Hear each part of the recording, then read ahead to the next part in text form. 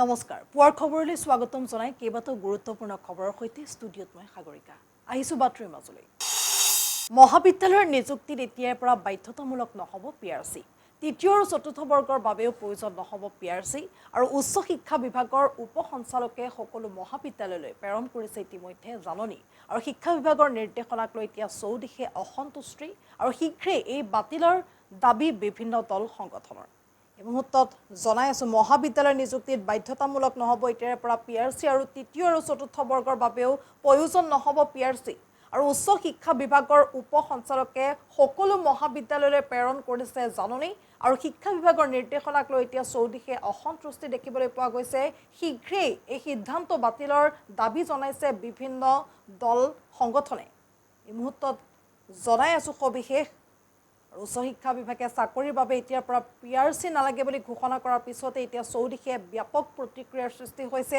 পিআৰচিৰ জৰিয়তে খিলঞ্জীয়া অসমীয়া যুৱক যুৱতীয়ে চাকৰি লাভ কৰাত সুবিধা লাভ কৰিছিল আৰু এতিয়াৰ পৰা সেই অধিকাৰো কাঢ়িব বিচাৰিছে চৰকাৰখনে বুলি এইদৰে ক্ষুব্ধিত হৈ পৰিছে বিভিন্ন দল সংগঠনৰ লগতে শীঘ্ৰেই এই সিদ্ধান্ত বাতিল কৰিবলৈ দাবী জনাইছে এই মুহূৰ্তত আমি সবিশেষ জনাই আছো মহাবিদ্যালয়ৰ নিযুক্তিত বাধ্যতামূলক নহব পিআৰচি আৰু তৃতীয় চতুৰ্থ বৰ্গৰ বাবেও প্ৰয়োজন নহব পিআৰচি উচ্চ শিক্ষা বিভাগৰ উপ সঞ্চালকে সকলো মহাবিদ্যালয়লৈ প্ৰেৰণ কৰিছে জাননী আৰু শিক্ষা বিভাগৰ এই নিৰ্দেশনাক লৈ ইতিমধ্যে প্ৰতিক্ৰিয়াৰ সৃষ্টি হৈছে জনাইছো পৰৱৰ্তী খবৰ ৰাছিয়াৰ সৰ্বোচ্চ অসামৰিক সন্মান প্ৰদান নৰেন্দ্ৰ মোদীক order of Saint Andrew the Apostle আনুষ্ঠানিকভাৱে অৰ্পণ কৰে পুতিনে আৰু টুইটাৰ যোগে এই তথ্য সদৰি কৰে প্ৰধানমন্ত্ৰী মোদীয়ে ভাৰত ৰাছিয়াৰ সম্পৰ্ক গঢ়ি তোলাৰ ক্ষেত্ৰত ব্যতিক্ৰমী সেৱা আগবঢ়াই মোদী আৰু এই বিশেষ অৱদানৰ বাবে প্ৰধানমন্ত্ৰীগৰাকীক বিশেষ বঁটাৰে স্বীকৃতি প্ৰদান এই মুহূৰ্তত জনাই আছো ৰাছিয়াৰ সৰ্বোচ্চ অসামৰিক সন্মান প্ৰদান নৰেন্দ্ৰ মোদীক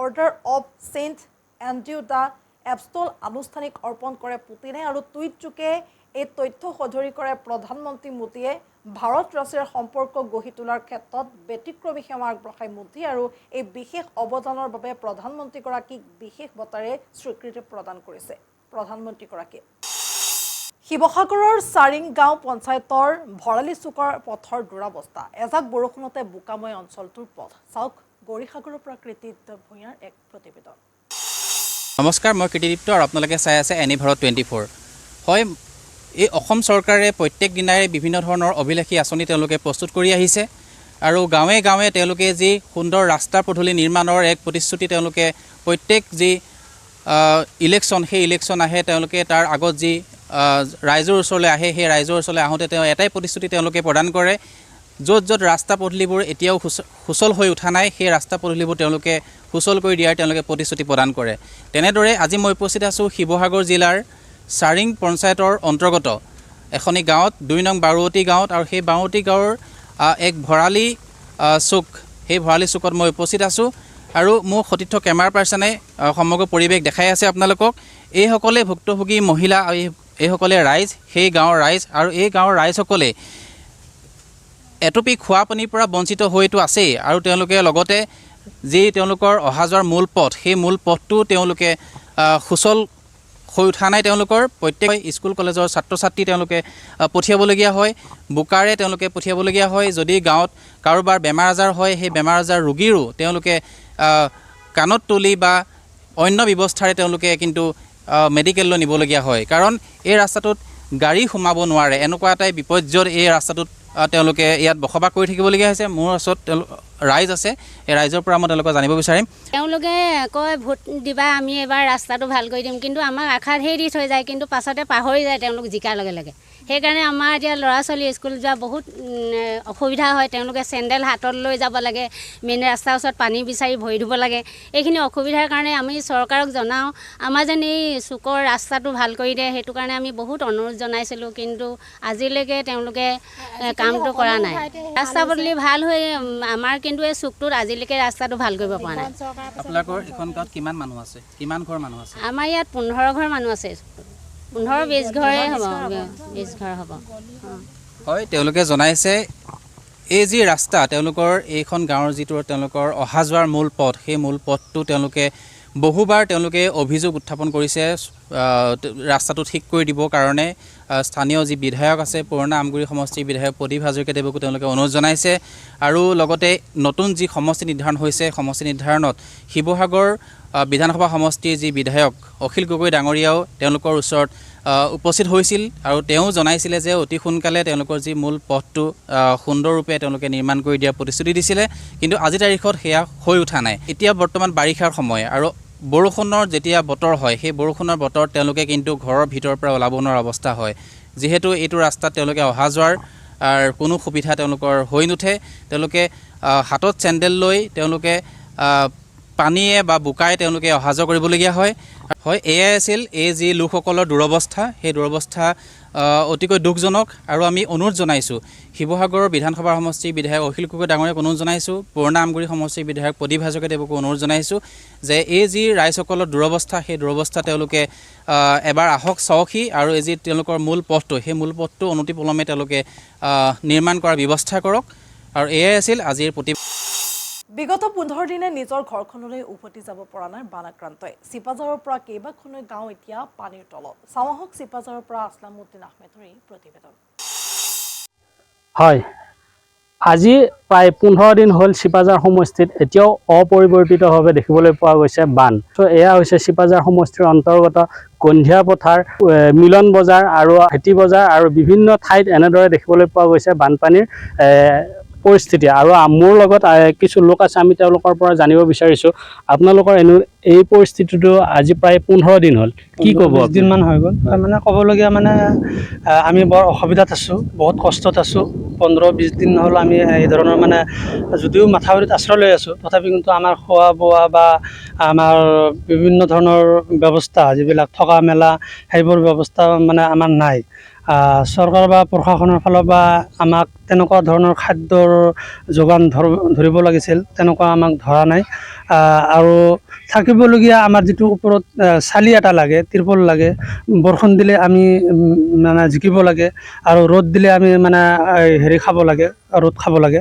তো তেনেকুৱা ধৰণৰ অৱস্থাত আমি পৰিস্থিতিত আছোঁ আমি গতিকে এই পৰিস্থিতিৰ পৰা আমি যদি অলপ মানে হেৰি পাব লাগে সকাহ পাব লাগে তাৰ কাৰণে যদি তিৰপলৰ কমচে কম এটা সৰু তিৰপলৰ যদি ব্যৱস্থা আমাৰ থাকিলেহেঁতেন বা প্ৰশাসনে যদি এইটোৰ যোগান আমাক দিয়ে প্ৰশাসন বা গভৰ্ণমেণ্টে যদি চৰকাৰে আমাক দিয়ে তেতিয়াহ'লে আমি নথৈ আনন্দিত হ'লোঁ হয় গতিকে আমাৰ স্থানীয় বিধায়ক মহোদয় যদিও একবাৰ আহি চাই গৈছে তথাপি কিন্তু ৰিলিফ বিতৰণৰ ক্ষেত্ৰত অলপ মানে চাউল দালি যি আমাক দিছিল সেইখিনি যথেষ্ট নহয় আৰু আমি তেওঁৰ ওচৰত আমি অনুৰোধ কৰিম যে তেওঁ যাতে থাকিবৰ এটা ব্যৱস্থা যাতে তিৰপলৰ এটা ব্যৱস্থা যাতে আমাক কৰি দিয়ে এতিয়াও উভতি যাব পৰা নাই আপোন ঘৰখনলৈ এয়া হৈছে চিপাঝাৰ সমষ্টিৰ অন্তৰ্গত গন্ধিয়া পথাৰ ফুহুৰাতলি আৰু চিপাঝাৰ সমষ্টিৰ চৰচাপৰি অঞ্চলৰ বহু লোক প্ৰায় শতাধিক লোক এতিয়া মাথাউৰিত আশ্ৰয় লৈ আছে আৰু তেওঁলোকে মাথাউৰিত আশ্ৰয় লৈ এইদৰে তেওঁলোকৰ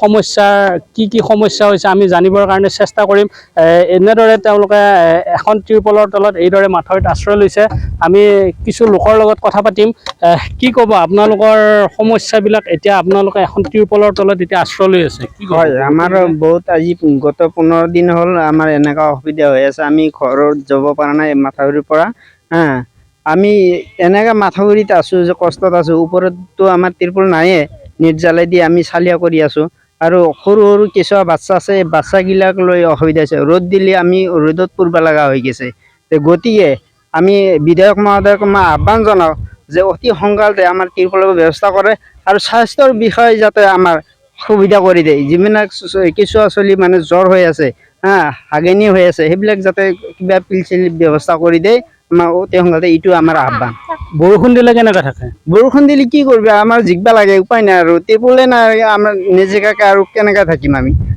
তিৰপলে নায়ে সেইকাৰণে আমি অতি সোনকালে মানে এইটো আহ্বান জনাম যে বিধায়ক মহোদয় যে অতি সোনকালে মানুহখিনি যাতে যিখিনি মানুহ শিবিৰ পাতি আছে মাথাউৰিত এই মাথাউৰিৰ মানুহখিনিক যাতে অতি সোনকালে তিৰপলৰ ব্যৱস্থাটো কৰি দিয়ে আমি এইটো আহ্বান জনালোঁ হয় নিশ্চিতভাৱে এওঁলোকে বিধায়ক আহ্বান জনাইছে যে এইসকল লোকক যাতে বিধায়ক মহোদয়ে সহায় কৰে আৰু অন্য এগৰাকী লোক আছে আমি তেওঁৰ পৰা জানিবৰ কাৰণে চেষ্টা কৰিম বাইদেউ আপোনালোকে দিনত কেনেকৈ থাকে ৰাতি কেনেকৈ থাকে অকণমান জনাই দিয়ক আমাৰ ৰাতিতো অসুবিধা দিনতো অসুবিধা যেতিয়া ৰ'দ উঠে আমি তিৰফলৰ তলত থাকিব নোৱাৰি ৰাতি হ'লে দিনতো বৰষুণ ৰাতিতো বৰষুণ ৰাতি যেতিয়া বৰষুণ আহে চব জিকি যায় আমাৰ খেতা কাপোৰে চুপৰে চব কানি কাপোৰ যি আছে চব আমাৰ জিকি যায় তিৰফলা নাই আপোনালোকে চাওক কেনেকে আছো চাব লাগিব চাই কিনে যাক আৰু বিধায়কক কি আহ্বান জনাব আপোনালোকে বিধায়কক আহ্বান জনাও অতি সোনকালে আমাক যেন হেৰি কৰে সহায় কৰে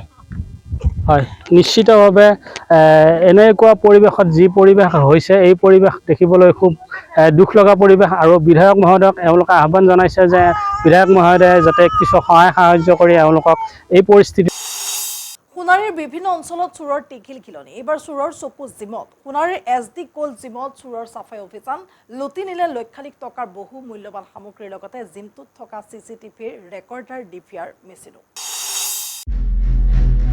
সোণাৰীৰ বিভিন্ন অঞ্চলত চোৰৰ টিঘিলঘিলনি এইবাৰ চোৰৰ চকু জিমত সোণাৰীৰ SD কোল্ড জিমত চোৰৰ চাফাই অভিযান চোৰে লুটি নিলে জিমৰ ভিতৰৰ বহু মূল্যৱান সামগ্ৰীৰ লগতে জিমটোত থকা CCTVৰ ৰেকৰ্ডাৰ DVR মেচিন লক্ষাধিক টকাৰ সামগ্ৰী চোৰে লুটি নিয়া বুলি জিমৰ স্বত্বাধিকাৰীগৰাকীয়ে জানিবলৈ দিয়ে ইফালে জিমটোৰ কাষতে আছে সোণাৰী আৱৰ্ত ভৱন জিলা আয়ুক্ত আৰু আৰক্ষী অধীক্ষকৰ বাসগৃহ সোণাৰী নগৰত আৰক্ষীৰ নিষ্ক্ৰিয় ভূমিকাৰ বাবে প্ৰতিদিনাই নগৰখনত চুৰিৰ ঘটনা বৃদ্ধি পাব ধৰিছে বুলি ক্ষোভ উজাৰে ভুক্তভোগীয়ে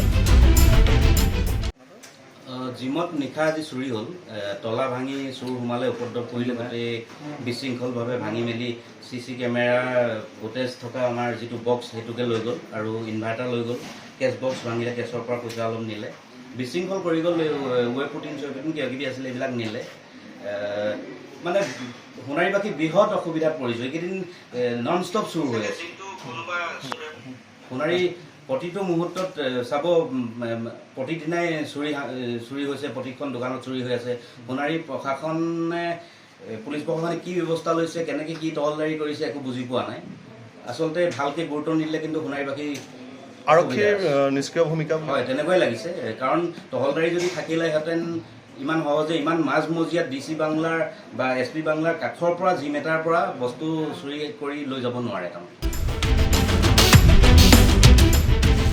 চৰাইদেউৰ পৰা পৰিস্মিতা ফুকনৰ ৰিপৰ্ট এনি ভাৰত 24 আহিছো পৰৱৰ্তী বাতৰিলৈ প্ৰতিশ্ৰুতি আছিল 24 ঘণ্টাই বিজুলী যোগান ধৰাৰ কিন্তু 24 ঘণ্টাটো দূৰৰে কথা বিদ্যুৎ যোগানেই নাই গাঁওখনত আজিও মমবাতিৰ পোহৰত জীৱন নিৰ্বাহ কৰিছে ধিং পৌৰসভাৰ 9 নং ৱাৰ্ডৰ লক্কৰ গাঁৱৰ ৰাইজে প্ৰতিশ্ৰুতি আছিল 24 ঘণ্টাই বিজুলী যোগান ধৰাৰ 24 ঘণ্টাটো দূৰৰে কথা বিদ্যুৎ সংযোগেই নাই আজিও মমবাতিৰ পোহৰত জীৱন নিৰ্বাহ কৰিছে এখন গাঁৱৰ ৰাইজে হয় আজিও মমবাতিৰ পোহৰত নিশা কটাইছে এইখন গাঁৱৰ ৰাইজে বিজুলী যোগানৰ পৰা আজিও বঞ্চিত হৈ আছে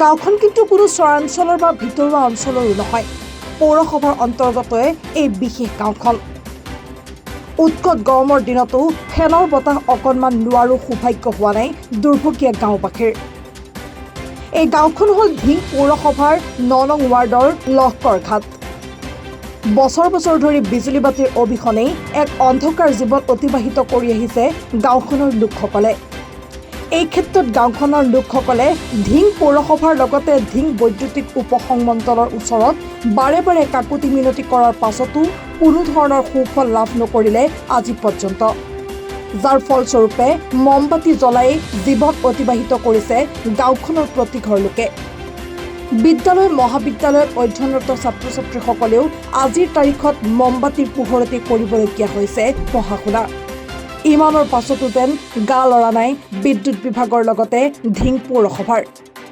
গাঁওবাসীৰ দাবী অতি শীঘ্ৰে বিভাগীয় কৰ্তৃপক্ষই গাঁওখনত বিজুলী যোগানৰ ব্যৱস্থা কৰক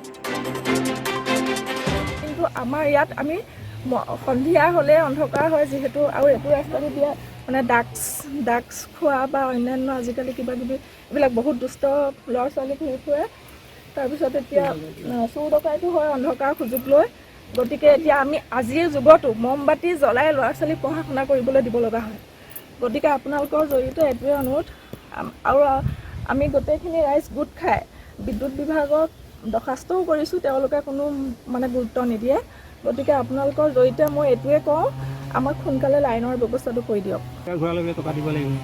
তাৰপিছত যদি আমাক তেখেতসকলে নিদিয়ে যদি লিখিতভাৱে নিদিওঁ বুলি লিখি দিয়ক যে আপোনালোকক কাৰেণ্ট দিব পৰা আমাৰ কোনো ব্যৱস্থা নাই, হয়নে নহয়? দিনকৈ ঘূৰাই থকাটো কোনো অৰ্থ নাই।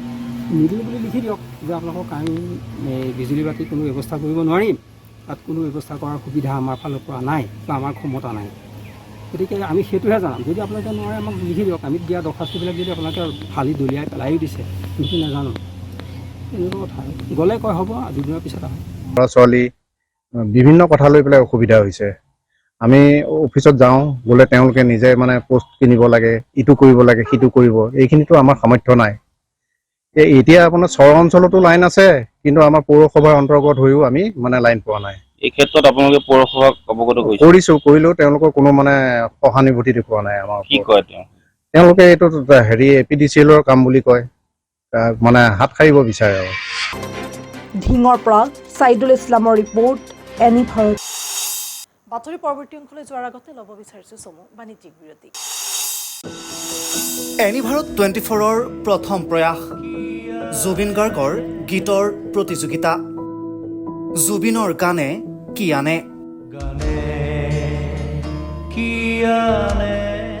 অডিশ্যনৰ বাবে যোগাযোগ কৰক 8638661821 আৰু 8812831556 নম্বৰত। এনি ভাৰত 24 উদ্যোগত এটা নতুন সংগীতৰ প্ৰতিযোগিতা আয়োজন কৰা হৈছে, য'ত মোৰ গানৰ প্ৰতিযোগিতা হ'ব। আপোনালোকে তাত প্ৰতিযোগী হিচাপে আহিবলৈ পাৰিব আৰু মোৰ ফালৰ পৰা আন্তৰিক শুভকামনা জনাইছোঁ। আৰু অনুষ্ঠানটোৰ নাম হৈছে গানে কি আনে। সকলোকে মৰম জনাইছোঁ, সকলোৱে আহক, ইয়াত অংশগ্ৰহণ কৰক। Thank you very much. Love you. ৰব, আপুনি যে এটা অপৰাধ কৰিবলৈ গৈ আছে, আপুনি জানেনে? এই নাবালিকাগৰাকীক এতিয়াই বিয়াত বহুৱাটো যে এটা অপৰাধ, আপুনি জানেনে? অপৰাধ কেনেকৈ? মোৰ ছোৱালী, মোৰ কথা। তুমি যিয়েই নোকোৱা ভূঞা, 18 বছৰৰ তলৰ যিকোনো কন্যা সন্তানৰ বিয়া দিলেই আইনগতভাৱে এক দণ্ডনীয় অপৰাধ। বিয়া দিয়াজন যিমান দায়ী, বিয়া পতাজনো সমানে দায়ী। এতিয়া তাই পঢ়া শুনা কৰাৰ বয়স, খেলা ধূলা কৰাৰ বয়স। তাইক খেলিবলৈ দিয়ক, পঢ়িবলৈ দিয়ক, আৰু চাব এদিন আপুনি তাইক লৈ গৌৰৱ অনুভৱ কৰিব পাৰিব। এতিয়াই তাইক সংসাৰৰ বোজা দি তাইৰ ভৱিষ্যত জীৱনটো অন্ধকাৰ কৰাৰ অধিকাৰ তোমাৰ জানো আছে? মোৰ ভুল হৈ গ'ল মাজনী, মোক ক্ষমা কৰিবা। শিক্ষা ল'ৰা ছোৱালী উভয়ৰে প্ৰাপ্য আৰু অধিকাৰ। আপোনাৰ কন্যা সন্তানক তাইৰ এই প্ৰাপ্যৰ পৰা বঞ্চিত নকৰাব। বাল্য বিবাহ ভাৰতীয় আইনৰ দ্বাৰা বিহিত এক দণ্ডনীয় অপৰাধ। এনে অপৰাধ কৰি আপোনাৰ কন্যা সন্তানৰ ভৱিষ্যত অন্ধকাৰৰ মাজলৈ ঠেলি নিদিব। বিৰতিৰ পিছত পুনৰ উভতি আহিছোঁ বাতৰিৰ মাজলৈ। হাজো নলবাৰী পথৰ অমিয়াপুৰত ভয়ংকৰ দুৰ্ঘটনা। বুলেট পালচাৰৰ মুখামুখি সংঘৰ্ষত গুৰুতৰভাৱে আহত হৈছে 3জনকৈ লোক। হাজো নলবাৰী পথৰ অমিয়াপুৰত ভয়ংকৰ পথ দুৰ্ঘটনা। বুলেট আৰু পালচাৰৰ মুখামুখি সংঘৰ্ষত গুৰুতৰভাৱে আহত 3জনকৈ লোক। আৰু হাজো নলবাৰী পথৰ অমিয়াপুৰত সংঘটিত হোৱা পথ দুৰ্ঘটনাত 3জনকৈ আহত হোৱাৰ খবৰ আহি পৰিছে। স্থানীয় লোকৰ তৎপৰতাত আটাইকেইজনকে নলবাৰী মেডিকেল হাস্পতাললৈ নিয়া হয়। আৰু দুৰ্ঘটনাগ্ৰস্ত বুলেট আৰু পালচাৰখনৰ নম্বৰ AS14L8001 আৰু AS14RT762। ঘটনা মই নিজাকৈ দেখা পোৱা নাই। নলবাৰীৰ পৰা মই আহি থকা মুহূৰ্তত বহু মানুহকেইটাক দেখা পালোঁ। ইয়াতে বগল চক নাপাওঁতে অমিয়াপুৰ পাৰ হৈ মাজৰ সেইখিনি জেগাত। তাৰপিছত আহি দেখা পাইছোঁ যে এখন পালচাৰ বাইক আছে আৰু এখন এনফিল্ড বাইক আছে। তাৰপিছত এজন ল'ৰা মানে তাত ওচৰতে পৰি আছে, তেওঁ কিছু জখম হৈছে। এতিয়া তেওঁলোকক 108ৰ জৰিয়তে নলবাৰী মেডিকেল কলেজ হস্পিটেলত লৈ গৈছে। অৱস্থাটো বেয়া বুলি ক'ব নোৱাৰি, কিন্তু ল'ৰাজনৰ বেলেঞ্চটো আছে, গাত নিজৰ বস্তু আছে। তেওঁ ক'ৰ ল'ৰা কিবা গম পাইছে নেকি? ক'ৰ ল'ৰা? এতিয়ালৈকে তেওঁক মানে যিহেতু মুখত অলপ তেজ চেজ ওলাই আছে, ভালকৈ ধৰিব পৰা নাই আচলতে তেওঁ ক'ৰ ল'ৰা। কেইজনমান আহত হৈছে? কেইজন বৰ্তমান আমি এজনে দেখা পাইছোঁ ইয়াতে। বাকী যেতিয়া আৰু আনখন গাড়ীত মানুহবিলাক ক'ত আছে কি আছে সেইবিলাক কথা গম পোৱা নাই আমি নলবাৰীৰ পৰা আহি থকা মুহূৰ্তত মানুহ কেইটামান দেখা পাই ৰখি দিলোঁ আপোনাৰ মৰৰ এটা চলি মৰ মাধাপুৰৰ আৰু এটা বিজুলীৰ ল'ৰা এতিয়া গোটেইখিনি কোৱা হিচাপত যে বিজুলীৰ ল'ৰাটো অলপ খাই দিয়ে আহিছে আহি মৰৰ চলটোক বোলে খুন্দা মাৰিছে এতিয়া ক্ষতি কাৰ কিমান হৈছে গম পোৱা নাই এটা মেডিকেল গেছি এটা ক'বা কিবাকে ঘৰ লৈছি বোধা গম পোৱা নাই কিমান এটা সেইখিনি আমি নলবাৰীৰ পৰা প্ৰণৱজ্যোতি কলিতাৰ ৰিপৰ্ট এনি ভাৰত 24। কামধেনু গোশালা নহয় যেন কুকৃতিৰ ভাণ্ডাৰ। নগাঁও জিলাৰ বৰঘাটৰ বেঙেয়াটিৰ কামধেনু এণ্টাৰপ্ৰাইজ গোশালাত এতিয়া দুৰ্নীতিৰ অভিযোগ, কিন্তু 3টা মাহ ধৰি পাৰ হৈ গ'ল যদিও গোশালাখনত তদন্ত কৰিবলৈ সময় নহ'ল আৰক্ষী প্ৰশাসনৰ। চাওঁহক এই সন্দৰ্ভত এক প্ৰতিবেদন।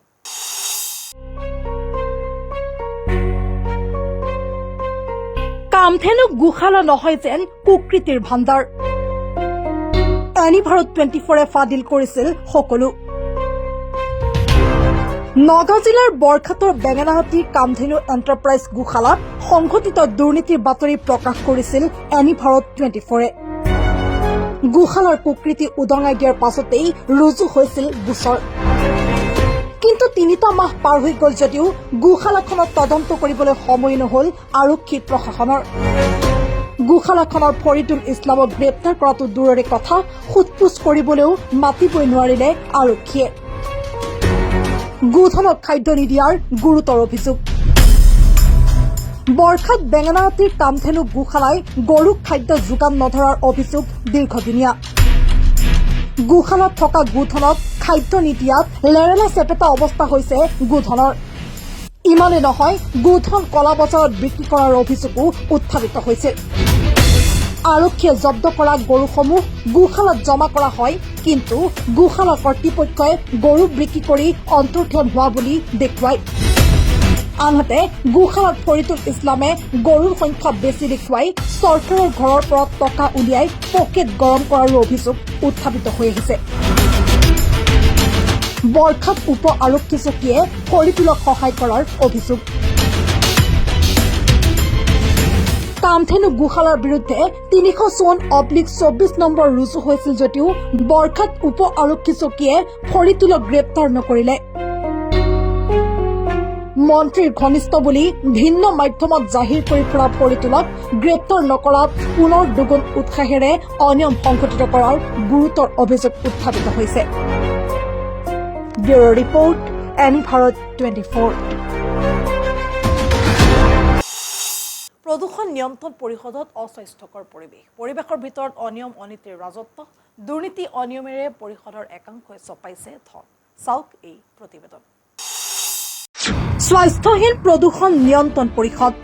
প্ৰদূষণ নিয়ন্ত্ৰণ পৰিষদত অস্বাস্থ্যকৰ পৰিৱেশ।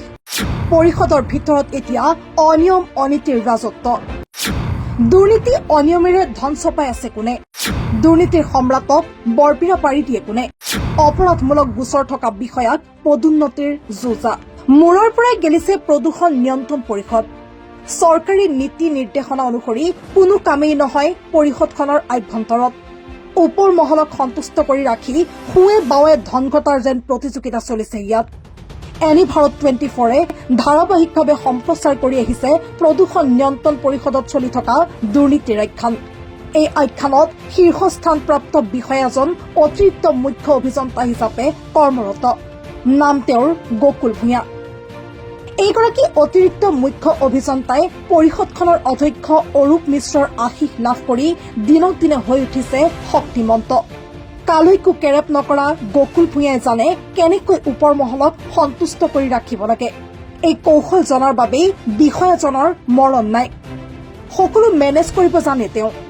যাৰ মূৰত স্বয়ং অধ্যক্ষৰ আশীৰ্বাদ থাকে তেওঁক আৰু কি লাগে? এনি ভাৰত 24ৰ বাতৰিৰ ভিত্তিতে বিষয়াজনৰ বিৰুদ্ধে তদন্ত আৰম্ভ কৰিছিল সদস্য সচিবে। গঠন হৈছিল তদন্ত সমিতি, কিন্তু সময় যোৱাৰ লগে লগে সকলো গেথেলা মাৰিলে। সেয়াই শীৰ্ষ মহলৰ আশীৰ্বাদৰ কাহিনী। তদন্ত কমিটিয়ে বিষয়াজনক কাগজ এখনো দিয়া নাই বুলি সংবাদ মাধ্যমৰ আগত দম্ভালিহে মাৰিলে বিষয়াজনে। এইবাৰ কবলৈ ওলোৱা কাহিনীটো আৰু অলপ বেলেগ। কাৰ পদোন্নতিৰ বাবে বহিব উচ্চস্তৰীয় বৈঠক? এই বৈঠকৰ বাবে কাৰ কি অভিলাষ? নিজে ঠিকা কৰি কৰোণাৰে ধন চপোৱা গকুল ভূঞাৰ পদোন্নতি নিশ্চিত কৰিবৰ বাবে শীঘ্ৰেই অনুষ্ঠিত হ'ব এখন উচ্চস্তৰীয় বৈঠক। বৈঠকখনত বিষয়াজনক মুখ্য অভিযন্তা হিচাপে পদোন্নতি দিয়া হ'ব। অহা ছেপ্টেম্বৰ মাহত কাৰ্যকালৰ ম্যাদ উকলিব পৰিষদৰ অধ্যক্ষ অৰূপ কুমাৰ মিশ্ৰৰ। কাৰ্যকাল থাকোঁতেই নিজৰ অনুগতক উচ্চ আসনত উপবিষ্ট কৰি যাবলৈ হেঁপাহ কৰিছে মিশ্ৰই। ইয়াৰ বাবেই দৌৰাদৌৰি কৰি আহ্বান কৰা হৈছে বৈঠকখনৰ, যাতে সময় থাকোঁতেই মুনাফা লুটাৰ প্ৰচেষ্টা সফল কৰিব পৰা যায়। দুৰ্নীতিৰ সম্ৰাটগৰাকীয়ে সংবাদ মাধ্যমৰ প্ৰতিনিধিকো নীতি শিক্ষা দিবলৈ বিচাৰে। পোনপটীয়া উত্তৰ নিদি সদস্য সচিব গালৈহে দুখ ঠেলে। শুনকচোন গকুল ভূঞাৰ মুখেৰে। তুমি মোৰ কথা মোৰ নামত একো আৰু নিউজ নবজাবা। তুমি ইয়াৰ পৰা গম পালা যে ইয়াত মোৰ নামত আহিব লাগিছিল নেকি? এইটো এনকুৱাৰী মেম্বাৰ ছেক্ৰেটাৰীৰ নামত হ'ব লাগিছিল কোৰ্টত। আৰু সেইকাৰণে মই যে এনেকুৱা কিবা নাম চাম আহিব পাৰে কেছটো মই সেইকাৰণে দিয়া নাই। কেছটোৰ পৰা মই কিমান কি ঘটাব পাৰোঁ মই চাই আছোঁ। কাৰণ মই নটিচটো কৰি থৈ দিছোঁ, মানে 6 মাহলৈকে মোৰ সুবিধা আছে। 6 মাহৰ ভিতৰত মই কেছ কৰিম, 6 মাহৰ ভিতৰত মোৰ সুবিধা আছে। গতিকে মই সেই সুবিধাখিনি ল'ব বিচাৰিছোঁ। মোৰ এগেইনষ্টত কোনে কনস্পাইৰেচি কৰিছে সেইকেইটা নামো যাতে মই দিব পাৰোঁ তোমালোকৰ নামৰ লগত। মইতো দিমেই, নটিচ এনে দি থৈছোঁ নেকি মই তোমালোকৰ এগেইনষ্টত? যদি তোমালোকে এতিয়া যদি এপলজাইজ কৰি দিয়া মই নিদিওঁ। তোমালোকে এপলজাইজ কৰি যদি দি দিয়া যে গকুল ভূঞাৰ নামত যিখিনি আছিল তেওঁ আজি বাদ দিলে, আৰু এইটো আমি বৰ্তমান তেওঁৰ যিহেতুকে এনকুৱাৰী চলি আছে, গতিকে আমি এইটো আগৰ হেৰিটো আমি স্থগিত ৰাখিছোঁ। স্বাভাৱিকতে মানুহৰ মাজত প্ৰশ্ন হৈছে, বিষয়াজন কেনেকৈ একছত্ৰী হৈ পৰিছে পৰিষদখনত? গকুল ভূঞাক একছত্ৰী কৰি তোলাত কি ভূমিকা অধ্যক্ষ অৰূপ কুমাৰ মিশ্ৰৰ? যিগৰাকী অৰূপ কুমাৰ ভূঞা অভিযান্ত্ৰিক মহাবিদ্যালয়ত চাকৰি কৰি থকা অৱস্থাতে অনিয়ম অনীতিৰ বিতৰ্কত সাঙুৰ খাই পৰিছিল। এই দুৰ্নীতি অনিয়মৰ সবিশেষ সম্প্ৰচাৰ হ'ব আমাৰ পৰৱৰ্তী প্ৰতিবেদনত। Bureau' report, any Bharat 24। আজিলৈ পোৱাৰ খবৰত ইমানেই। আগলৈ ঠিক বা বাতৰিৰ বাবে চাই থাকিব এনি ভাৰত 24।